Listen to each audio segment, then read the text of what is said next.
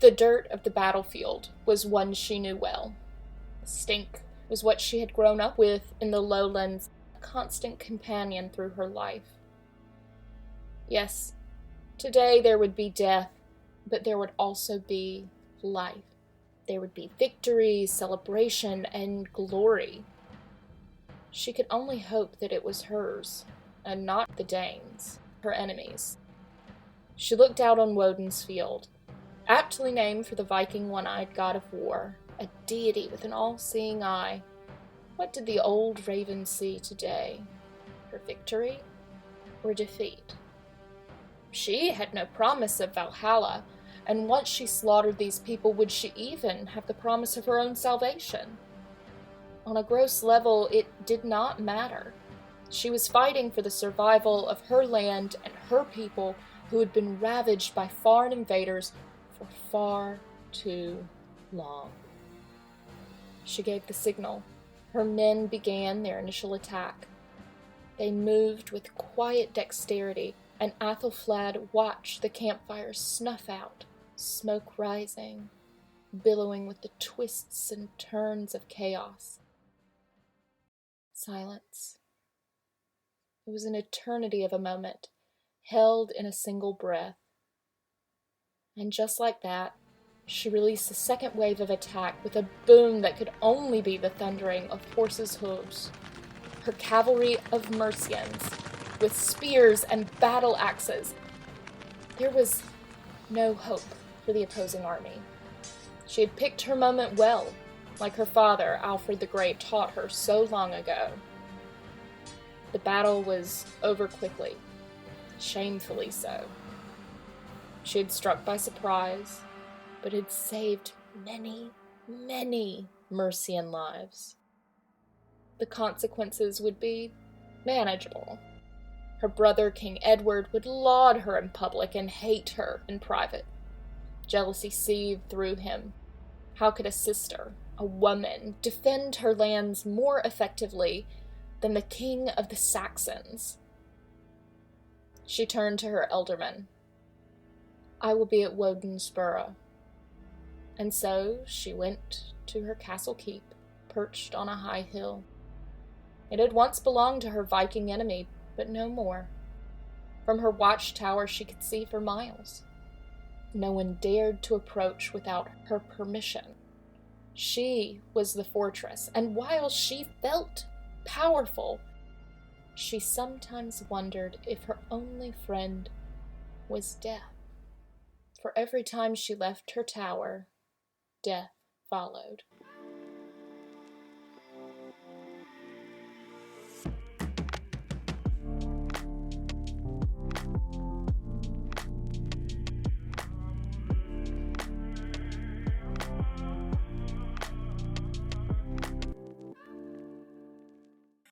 Okay, Caroline, are you ready for me to rock your history world? Always. That's not a question. Always ready.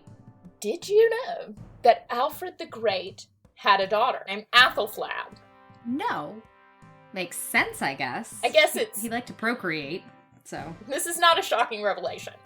But did you know that she was a badass warrior queen who maintained power of her marriage lands in her own right after her husband died? Well, it didn't just go to her son? Nope. She ruled sojourn in her own right. Oh. I like it. I want to hear more. So, let's set the political landscape here. Yes. At this time, and we're going to give you a big chunk, the 5th to 8th century. That's a chunk. It is a chunk. We just had to compress it. England was not really England. It was a heptarchy of East Anglia, Essex, Kent, Mercia, Northumbria, Sussex, and Wessex. Stop. Is a heptarchy, and that's a fabulous word, does that mean 6 different anarchies? What is... 7. 7 different kings. 7 different kings. 7 kings. Mm-hmm. That's a recipe for disaster. Yeah. And the term heptarchy was coined in the 16th century, so loosely, it's not a heptarchy proper because that term didn't really exist yet. It was applied retrospectively. retrospectively, times were changing. You had these 7 autonomous zones, or like kingdoms, that then consolidated into 4 major kingdoms. So some of the former regions kept their power, but were ultimately subjugated to the new kingdom. Okay. The ruling kingdoms, those 4 like big power players, were Mercia, Northumbria, Wessex, and East Anglia. Technically, it is really hard to qualify the rulership at the time because power and land were always in such flux, but this is kind of the best we've got. All right, sweetie. You are so excited, but this feels quite mundane. No offense to my Dark Ages people. Are you going to make it this complicated for the rest of the episode? No. That did not sound confident. No, it did not. So let's just leave that there and move on to Danelaw. Is that okay? Oh, good lord. Okay. Bring it on. Danelaw originated from the invasion of the Great Heathen Army into England around the 9th century, and the term was not used to describe a geographic area until the 11th century. Wait, Danelaw is a geographic area? Yeah. Oh. Yeah. Don't say it like that. I did not know what that was. Yes. Sorry, I've just been really into this era recently, so I can tell. I keep getting texts like, oh my god, did you know? So Danelaw, let's just establish this. Danelaw is a place? You're good. Okay, alright, Danelaw originally described a set of legal terms and conditions that was created in the treaties between Alfred the Great, the King of Wessex, and Guthrum, the Danish warlord. And those were formed following Guthrum's defeat at the Battle of Edington in 878. Okay, so Alfred is here, and he has defeated Guthrum. Mm-hmm. These names, Oh, it gets worse. Guthrum would be a Viking warlord, I assume. Yeah. But less so now that he's defeated. Mm-hmm. He was a Viking warlord. And they have established some form of tentative peace with the Danelaw. Yes, look at you go! Oh, God. See, you got it. It's not that complicated. So condescending.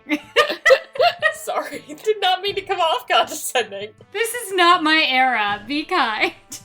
With the increase in population and productivity in Scandinavia, Viking warriors, having, sought treasure and glory in the nearby British Isles, proceeded to plow and support themselves. And that's a direct quote from the Anglo-Saxon Chronicle for the year 876. And I promise that year comes back.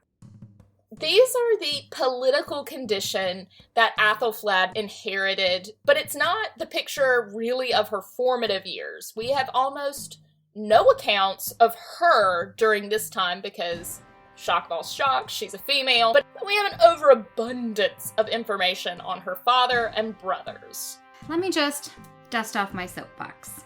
Yeah, dust off your soapbox. It gets worse, but a little later. Oh, a Debbie Downer episode. Great. No. Not that. We'll see. I shall pass judgment in the end. As you always do. It's literally my job. It is quite literally your job. So, Alfred the Great married Æthelflæd, and they started having kids, and of course the first one is a girl. What a bummer. And that's our Lady Æthelflæd. Damn. Yeah. And as usual, we have a circa for her birth year, and that's like 870-ish. Ish? Yeah, ish. And that also happens to be the height of these Viking invasions. This hardly seems like the time for making babies. Indeed. And a little disclaimer that I'm about to sum up, again, a lot in a very, very, very short amount of time, and it is a huge brush over a lot of very intricate battles, moves, and counter moves. But here's the sitch. Hit me with it. The Vikings were whooping Alfred's butt. They had pushed him out of his strongholds, come back after they were paid to leave, both by Alfred and the Mercians, to, just loot and pillage. And, Alfred really had no other choice other than to run on Christmas Day, no less. How dramatic. So he, Alfred, and a small merry band of folks left on a boat and hid out in the marshes of Somerset to regroup and decide what to do. Almost the whole of England had been lost to the Vikings. Dun, dun, dun. And now it did not stay that way for long. They came to that tentative peace in 878/9. So there was maybe a year or two that Alfred was laying low with his peeps. And just a year or two in the marshes on a boat. No biggie. And this treaty was signed after a lovely English victory at the Battle of Edington. Okay. We said no dates and no treaties, ma'am. You are adding a lot of names that I can't pronounce and a lot of treaties and dates. So we said it's not all dates and treaties. So just like a little dates and treaties. I mean, only the essentials, Erica. This is essential, I promise. This is like the carry-on that you pack for your flight. This is not the checked bag. Fair. Okay. And I know you bring 5 checked bags. I do. It's a struggle. Mm-hmm. So this back and forth continued until Æthelflæd was in her teens. So she was in war camps and swamps, bounced between fortresses until... dude, she's in her teens. You know what that means. Oh, okay. Time to get married. Got it. Yeah. Mm-hmm. So what kind of teen are we talking about here? 19? No, that's stupid. I know things. 12? It's actually much better than that. It's a pretty respectable one for the time. 16, 17-ish. Ish, because she's a circa baby. Got it. Yeah, she's a circa baby. The marriage date is, again, not super clear, which will surprise no one. Why would it be? Some historians think they married in 886, just after the capture of London, by way of a political alliance that brought London and English Mercia under Alfred's control. This was obviously an entirely seminal moment in Æthelflæd's life. You think? Yeah. Sources cite an age gap, too, between the pair, but do not specify. Okay. While this may not be an up-and-over-the-moon love match, it was very obviously arranged and political. It is clear they got along really fine. Oh, good. They got along pretty darn great. They were aligned on stuff. They were both ambitious, I assume? Ambitious, devout. I do genuinely think that they wanted to make the world a better place. Oh, okay. Cool. As I said, they were incredibly involved with the church and real estate. Charters show the pair supporting the revival of the Mercian and Anglo-Saxon culture by their generosity to monastic communities. In 883, her husband, Æthelred of Mercia... I'm sorry. Æthelflæd married Æthelred. Æthelflæd and Æthelred. Did they change her name to fit his, or like that was just a real coinkydink? Æthel was not a title, but it's a title. Of the king's lineage. From his loins. Yes. From his loins. There's also an Æthelwulf, or an Æthelwulf. There's going to be an Æthelstan. There's a lot of Æthels. Æthel. It sounds like they had a lot of loins. A lot of loins. Generally, Æthelred acted on his own, usually acknowledging the permission of King Alfred.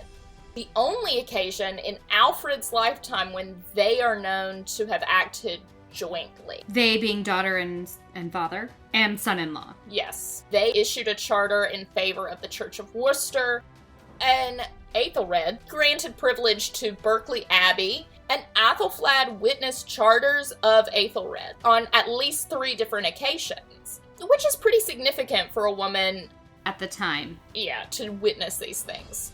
Legally witness, not just like be there. Legally bearing witness. Right. Æthelflæd and Æthelred also gave land and a golden chalice weighing 30 mancuses, I don't know what that is, but it sounds like a lot, to the shrine of St. Middleburg at Much Wenlock Church. Much Wenlock Church. That's interesting. Hold on, I have to know what a mancusis is. It's a term used in early medieval Europe to denote either a gold coin, the weight of gold at 4.25 grams, or a unit to account of 30 silver pence. It's a coin. Mm-hmm. It's a medieval coin, and it's a lot of them. For a chalice, that's decently expensive. It's an expensive chalice, yeah. It's an expensive cup. Is it half full or half empty? I don't know. All of this to say, they're really working the church, man. And as a team. And as a team, which is all well and good, they were trying to revive this Mercian national identity. And a part of that was veneration of royal saints. That was a very Mercian tradition. Founding these churches, stocking them with these important holy relics, these heavy chalices, very expensive cups, gave them this supernatural legitimacy as leaders. So, were they going on the notion of divinely... the divine right of kings? Yeah. In the British Isles? Not exactly. That wasn't quite leaned into. Now, was that taking form on the European mainland? Yeah, because it's post-Charlemagne, but not as much. Or like the warlord situation. Right. But they're leaning into this whole very important, kind of divine. Yeah, they're using these holy relics. All I was thinking of is, I made such fun of the mummy situation, and what are they doing with these holy relics? Holy relics, like a finger that might have belonged to Saint such and such, or my favorite, the dragon skull that they had from George with the dragon. Oh, yes. I do believe that's a crocodile. Sorry. But would you want to go toe-to-toe with a crocodile? No, absolutely not. If George fought the crocodile, more power to him. Yeah. I just would love for you to, expound on this and read this little section for us. The Mercian rulers built a new minster, as in Westminster and the like, in Gloucester, and although the building was small, it was embellished on a grand scale with rich sculpture. Yes, please. The church appears to have been an exact copy of the old minster named Winchester. Initially dedicated to St. Peter, when Oswald's remains were brought to Gloucester in 909, Æthelflæd renamed it St. Oswald's in his honor. The relics gave the church great prestige, as Oswald had been one of the most important founding saints of Anglo-Saxon Christianity, as well as a ruling monarch. Which I've never heard of, just side note. I haven't heard of any of this. And the decision to translate his relics to Gloucester shows the importance of the town to Æthelred and Æthelflæd, who were buried in St. Oswald's Minster. Simon Keynes describes the town as, quote, the main seat of their power, unquote, and Carolyn Highway believes that the foundation of the church was probably a family and dynastic enterprise, encouraged by Alfred and supported by Edward and Bishop Werfurth. Highway and Michael Hare wrote, quote, in the age when English scholarship and religion reached their lowest ebb, Mercia, and in particular the lower Severn Valley, seem to have maintained traditional standards of learning. It is in this context that the establishment of a new minster at Gloucester by Æthelred and Æthelflæd is to be seen, unquote. So they were movers and shakers. They were getting things done. They were united. They liked the word minster. They were making more of them. So we can tell from these quotes that they both saw the importance of the church in maintaining these strong educational systems, because a lot of these had been turned into monasteries or centers of learning. And this was likely due to Alfred's influence over Æthelflæd's education and the fact that he revamped the English education system. He also began the Anglo-Saxon Chronicle, which is where we get a lot of our information today, and frequently lauded the Mercian scholars. He really felt like Mercia had this great educational system. This is why he really wanted this alliance with Æthelred of Mercia, because first of all, they were very strategically located. They were in the middle of the country, but also because they had this grand tradition, this very iconic Mercian identity, and the scholars there were the experts. This was the place to see and be seen. Okay. Also, his wife was from Mercia, so, he's not biased or anything. Yeah. No, of course not. No. Okay. I am getting the feeling that you're about to drop a bomb on me. I hear a dynastic marriage, they're intellectual partners, they're spiritually compatible, so Debbie... No, I refuse. What's happening? I refuse. They welcomed their first and only child. Oh. But it was a girl, so the exact date is not known. It's a circa baby. No, there's not even a circa. Oh, no. Oh. She was named Ælfwine. Oh, good lord. Ælfwine. Ælfwine. Okay, why is her name Ælfwine? Oh, I have no freaking clue. Oh. Why is your name Caroline? Okay, so why is she the only child? I don't want to poke into her private business, but that's kind of what we do. It is kind of what we do. So here's what William of Malmesbury, the foremost English historian of the 12th century, has to say. And this is 2 centuries later, so just like, bear that in mind. Okay. He claimed that the lack of more children was due to Æthelflæd's avoidance of marital relations, possibly due to the fear of dying in childbirth. Which is a seriously legitimate fear. Yeah. Not to mention, you don't know what happened. You don't know how close she came to dying initially. No, we know nothing. We don't even know the date. We don't even know when it happened. We do know that it was early in the relationship because it was very much like, all right, that's done. But anyway, Malmesbury quotes her as saying it was unbecoming to a daughter of a king to give way to a delight which after a time produced such painful consequence, unquote. Oh. Is that the excuse we're using now? Not a migraine? Not a I don't feel so good? Not it's that time of the month, but just, it's unbecoming for a daughter of a king to give way to such delights. Right. I'll pull it out next time. Next time, yeah.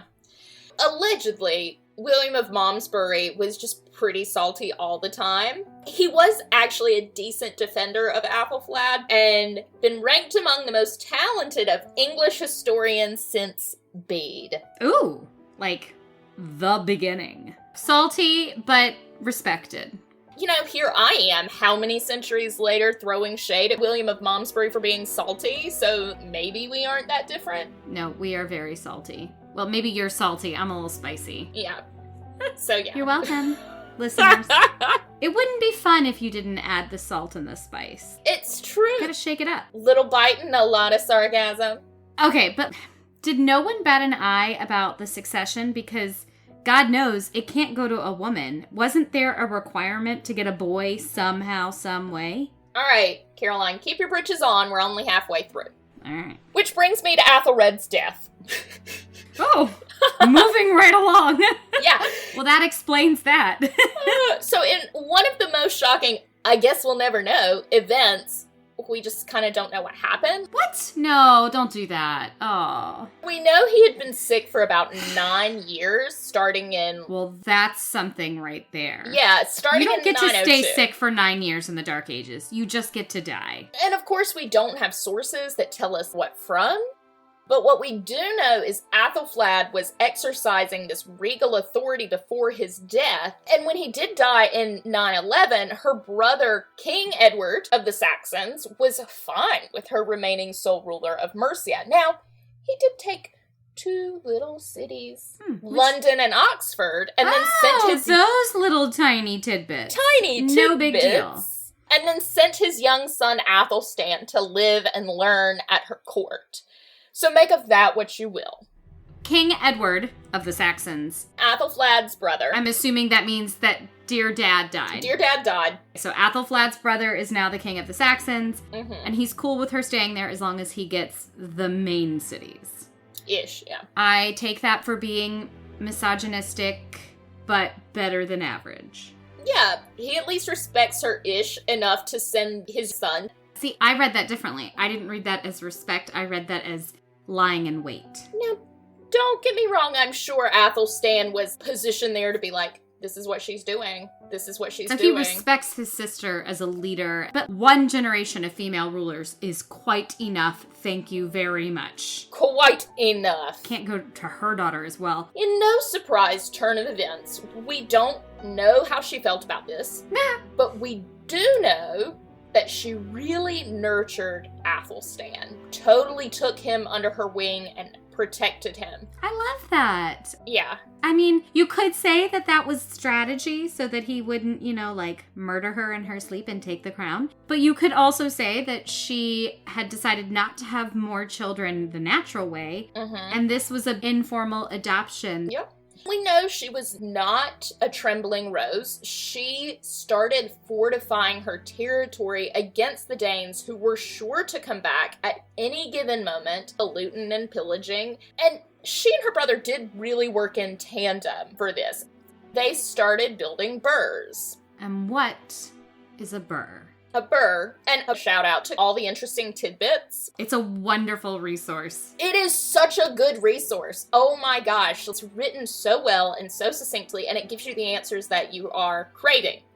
So, from there, a burh is, quote, a ring of fortified centers around western Mercia. The burh not only provided protection against the Danes, but served as bases from which to launch attacks on Danish-occupied regions, or the Danelaw. Okay. Each burh could provide refuge for all villagers within a 20-mile radius. It would have a large garrison, a depot, and its own water supply. Oh, that's important, yeah. Yeah. During Æthelred's lifetime, burhs had been established at Bremsborough, Worcester, and Chester. Later on, Æthelflæd's orders, fortresses were built at several further sites, including Bridgenorth, Tamworth, and Stafford, in response to Viking raids into Edward's territories. I'm intrigued that you said that they are only around western Mercia. Were there none around Edward's territory? There were, and they built them in tandem to kind of have this string of a defensive force. So they are creating a line of defense, kind of like the trenches in effect, but they were little circular fortified centers instead. To have villagers from 20 miles, sure, population density is certainly not the same, but that still had to be a pretty significant size. That's some serious construction for pre-Norman conquest. That's huge. These were not just a little mound on a hill. And you know what Vikings don't have, Caroline? No. They don't have siege weapons. What? Yeah. Wait, what? Think about it. It's genius. You can't exactly bring your trebuchet in your dragon boat. That's true. They didn't make them once they arrived? I mean, I guess not. They just relied on brute force and sincere brutality? Well, typically, up until the Danelaw was established in the 11th century, they were coming and going. Yeah, that's true. They didn't have their own territory. They were raiders, so they would go back and forth. Okay, all right. That's interesting. Yeah. Mm-hmm. Very good point. So Edward and Æthelflæd, city snatching aside, had a pretty good working relationship.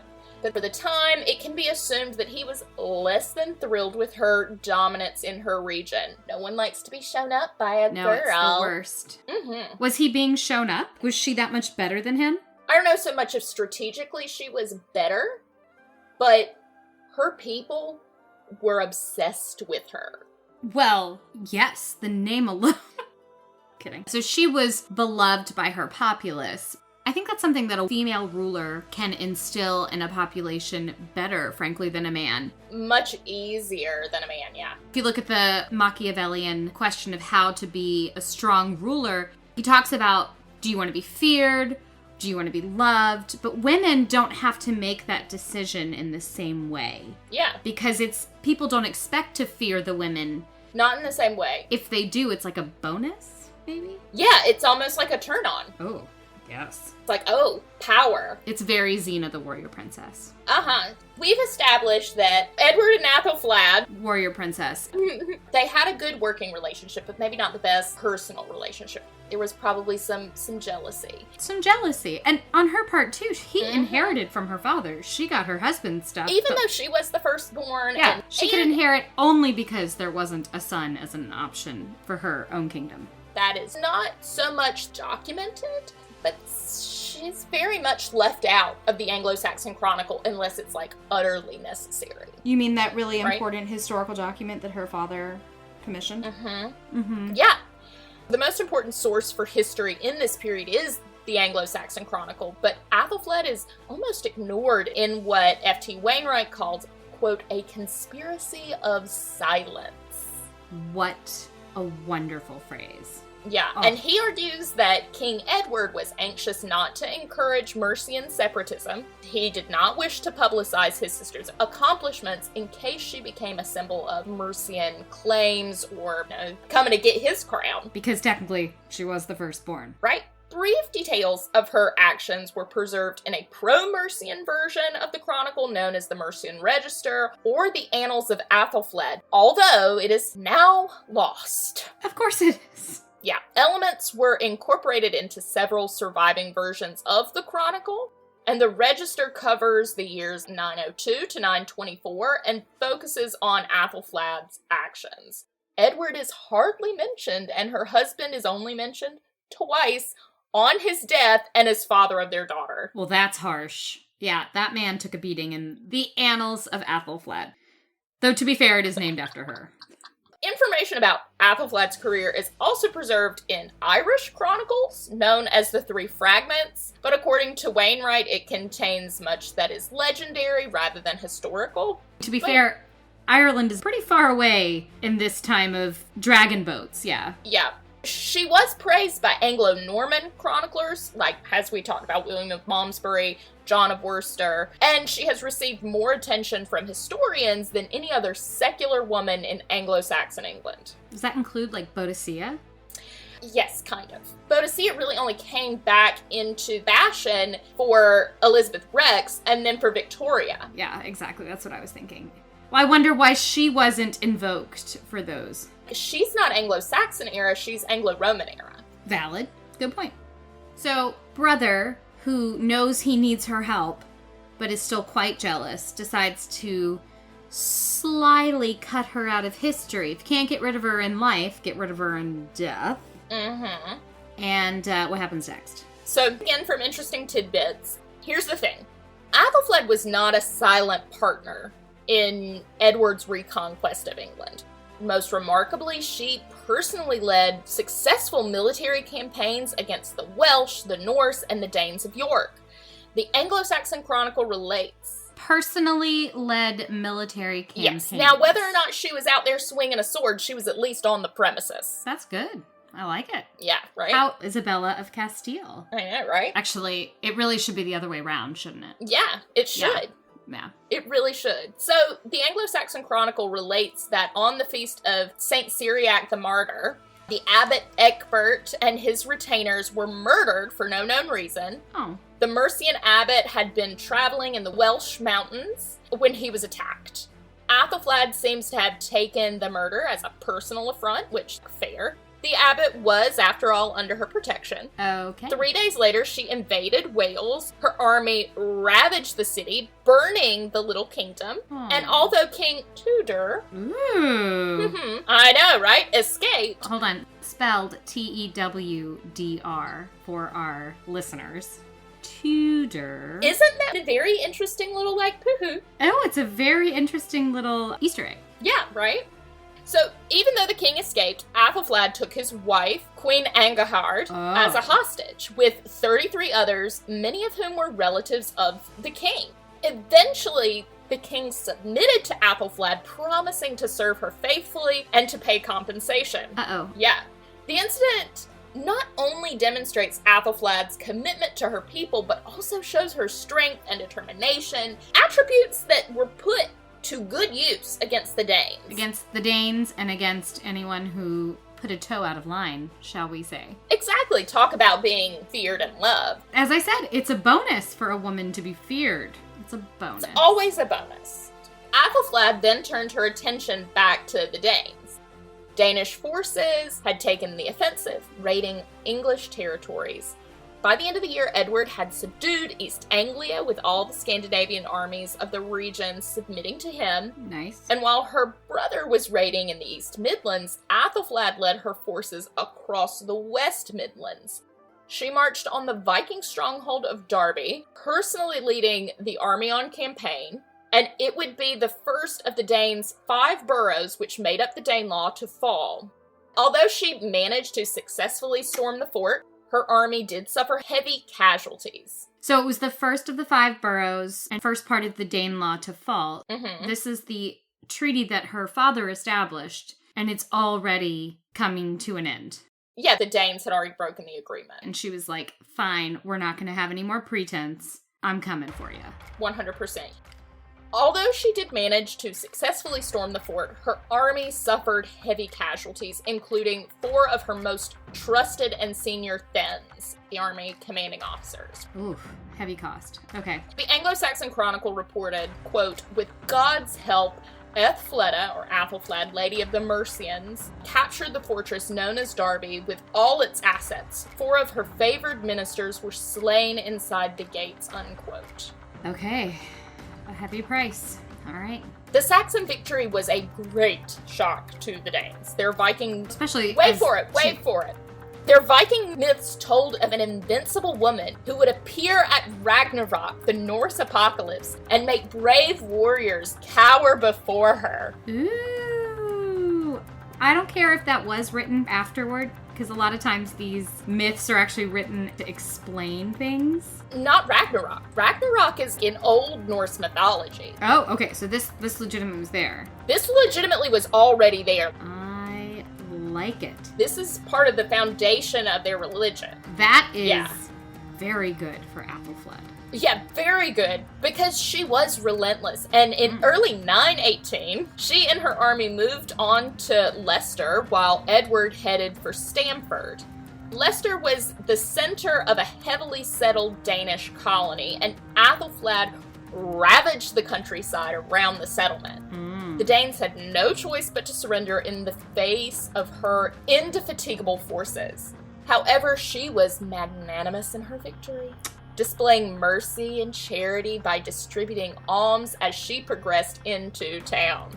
Because she's a woman. The way to win these people's hearts. Hearts and minds. Hearts and minds. And the way to make sure that they don't rise up against me is to be kind and magnanimous. Yeah. You catch more flies with honey than you do vinegar. Anyway, sorry. The inexorable advance of Æthelflæd's army, combined with her compassion for the defeated, proved to be a clever strategy, demonstrating to those regions still controlled by the Danes that she was prepared to offer compromise if they would only submit to her. And the Danes of York, the Viking capital in particular, began to look at submitting to Æthelflæd as a serious option to avoid continued conflict. It is interesting to see that the Viking culture was constantly going out and raiding and taking, and they did farm on their own, but it was all about what you could get from others. But it sounds like the Danes of York have gone a little soft, that they're just like, we just don't need to fight anymore. I really just want to settle down. Yeah, I'm reaching middle age. Like, I don't want to be killing people with axes, raping and pillaging towns. It's a lot of work. Maybe I'll just, talk to this lady. Yeah, because she's distributing alms, and that's nice. better. I like free food. Yeah. Free things. I like free things, yeah. Their new king was Ragnar, a Viking pirate from Dublin. Holy moly. Yeah, who had taken the throne by force. But the Danes knew that Edward and Æthelflæd would never make peace with him. Oh. Why not? I don't know, because it's very clear that they're interested in making this agreement, coming to terms. Well, maybe the people were interested, but perhaps the leader was not. Because if he makes this, he does lose his mystique, his vigor. Well, he's also a pirate, Well, but what kind of a pirate? Like, they were all pirates. That's basically what the Vikings did, but instead of raiding ships, they raided land. I guess. Maybe it was because he had taken the throne by force. That could be, yeah. Yeah. Maybe he just didn't want to settle. Maybe he, unlike the rest of the Danes of York, was cool with the pillaging lifestyle. After all, he was a pirate. That's probably correct. He was a pirate. In the summer of 918, the noblemen and magnates of York sent emissaries to Æthelflæd, promising that they would surrender to her. So Yes. I think that he was not willing to submit, but everybody else was like... Everybody else went behind his back and they were like, oh, please help us. And... then she died of dysentery. Okay, that's a nasty way to go. Literally nasty. Oh, God. How did she... Oh, I shouldn't say how did she get dysentery. That's just a stupid question at this day and age. Well, yeah, she's in a war camp, for God's sake. She's in a war camp. She just got it. Oh, good Lord. Isn't that also how Henry V died? Is it? I think so. Because he died on campaign. Yes, he did. Same way with Cesare Borgia. Dysentery. People just died of dysentery because they organ trailed her. They Oregon trailed her? Did you just say that? I did. I love it. She was Oregon trailed. She clearly didn't bring enough oranges from the market. I thought that was just for scurvy. Is it for dysentery too? I don't know. This is not a medical podcast. It says in the disclaimer that we are not medical experts. Anyway, Æthelflæd died suddenly at Tamworth in June of 918. How old-ish would that have made her? Like 48-ish? In her 40s. 40s, yeah. okay. Circa Circa her 40s. So she was buried beside her husband in the East Chapel of the cathedral she had founded, St. Oswald's Minster in Gloucester. And although she did not live long enough to see the successful conclusion to the work she and her brother had carried out, her achievements cannot be lightly brushed off. Between 910 and 920, all Danish territories south of Yorkshire had been conquered. Wow. And her nephew, Æthelstan, consolidated the kingdoms that had been created by the efforts Edward and Æthelflæd, their efforts. So I am seeing that we're giving Æthelstad the praise and not the daughter whose birth we shall not record. So he was, in fact, placed there to take over. Æthelflæd did not live to see the extent of her success. Neither did she live to see her daughter, Æthelflæd, nearly 30, still unmarried, briefly become the nominal ruler of Mercia, only to, quote, be deprived of all authority 6 months later, taken to Wessex, from where nothing more is heard of her, unquote. What? Oh. I have a guess, but who did this? Just go ahead and you know the answer. You know the answer. I mean, it's got to be her brother, right? It's Edward, the King of Saxons, who wants Æthelstan, who positioned Æthelstan from the get-go to be the successor. So, do you want me to make it worse? Oh, Debbie. I'm about to make it worse. Debbie. So it is the only, all bold, underlined, only time in English history a crown has been passed between mother and daughter. Yeah, I guess that's true. Yeah, if you think about it. The only other woman to woman I can think of is Mary to Elizabeth, half-sisters. Yes, okay. Yeah. And this was the 10th century. The 10th century. Well, and it clearly didn't last, so I gotta say there's bad juju there. Right. Definitely bad juju. So we have no idea what happened to the daughter besides being disappeared. Never heard from again. Yeah, I heard that. Oh. Man, these people are brutal. Ooh, niecicide. What is that? Did we learn? Killing one's nieces. Oh, I don't know that. I think they probably just put her in a monastery. Or a nunnery. Oh, I don't know that they interesting. I thought they killed her. No, I don't think it's a side. I don't think this is a side. What makes you think they didn't kill her? I don't know. I feel like... Never heard from again. I think that could be just dramatic flair, right? It could be. I don't know. I don't know. I'm just saying these people were brutal, and generally at this time period, the human life was not viewed But as... if she had been killed, do you really think the Mercians wouldn't have risen up against Edward? I think they didn't know she was killed. I mean, that's... It could... And they liked Æthelstan. He'd been positioned there. Yeah, they knew him. He had been in the court. Yep. I don't know. It's possible that she was a religious woman who is the beneficiary of a charter in the reign of King Edred. She also could have been Æthelflæd, who was the wife of Æthelstan Half-King and foster mother to the future King Edgar. But... Is that the same Æthelstan? Like she could have married her cousin? No. Æthelstan Half-King's a different person. Of course it is. I mean, he's half-king. Yeah. And Cardoc's History of Wales preserves a tradition that Æthelflæd was deposed on a pretense of secretly planning to marry a Danish king. But this is described, as historically unlikely. Because, even as we said earlier, the chronicles were steeped in fantasy. Okay, so there are other options, but probably holy orders. Yeah. Maybe death. Yeah. Okay. So, is that it? Is that the end? Debbie Downer? No. Ooh. Æthelflæd had the last laugh. Ooh, nice. Are you ready for this? I'm ready. Pauline Stafford, a historian, argues that Ethelred and Æthelflæd exercised most or all the power of a monarch after Alfred's death. Stafford sees her as a warrior queen. Like Elizabeth I, she became a wonder to the later ages. So, to further the claim and evidence that Æthelflæd was willing to work with her brother, but not for her brother, is seen in her choice of burial, and this is her last laugh. They could have both, she and her husband, been interred at the royal mausoleum, but instead they were buried in the church that they founded in Gloucestershire together. This symbolized their independence from the House of Wessex. And finally... Oh, hold on. I'm gonna say that while that is a lovely, little tickle, it is not a last laugh. Wait for it. Okay. And finally, Edward never achieved total control of England. Ha ha! But his son Æthelstan, who Æthelflæd had raised, did become king of all England.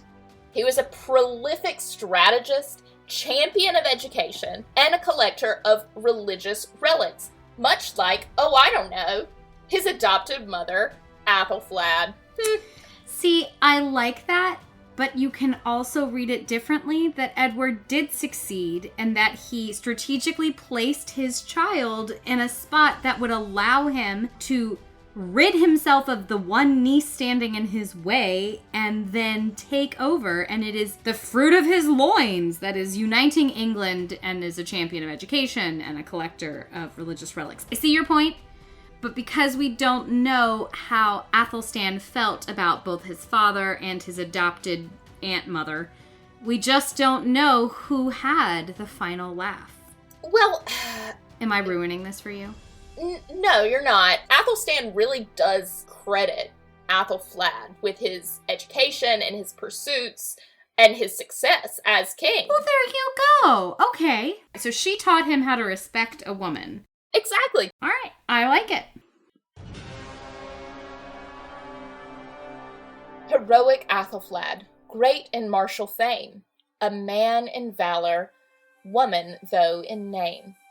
The warlike host the nature too obeyed, conquered o'er both, though born by sex a maid.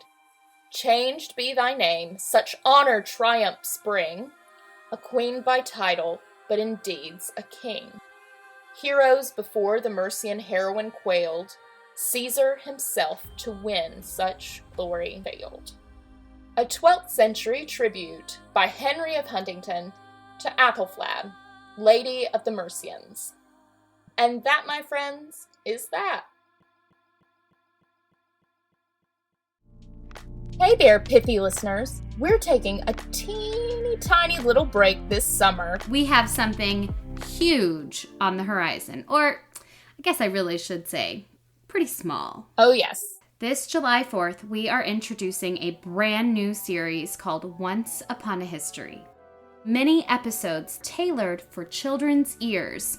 Instead of lulling your children to sleep with fairy tales like Cinderella or Rapunzel, you can have them listen to true female heroines like Sacagawea. So for the month of June, you won't see us quite so much on your earwaves. Though we will have some fun tidbits hitting your Instagram and Facebook. So if you'll give us a like or a subscribe, we will be sure to keep you updated.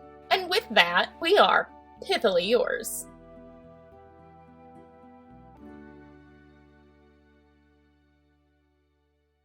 This episode is brought to you by the Pithy Chronicle, LLC. The Pithy Chronicle is intended for education, entertainment, and non-commercial purposes. Any views or opinions expressed in this podcast are personal and do not represent those of people, institutions, or organizations that the owner may or may not be associated with in a professional or personal capacity. While we offer lots of sarcasm, this podcast does not offer any advice or services. Listening to this podcast may induce fits of laughter, unexpected distraction, or uncontrollable rage at the subjects, hopefully not at us. We hope you learned something today. If not, so sorry. Please be advised we are not experts in the following fields: medical, legal, financial, technological, thermonuclear engineering, submarine warfare, neuroscience, or cat husbandry. Thanks for listening to our little disclaimer. Just covering our history-loving asses. Bye!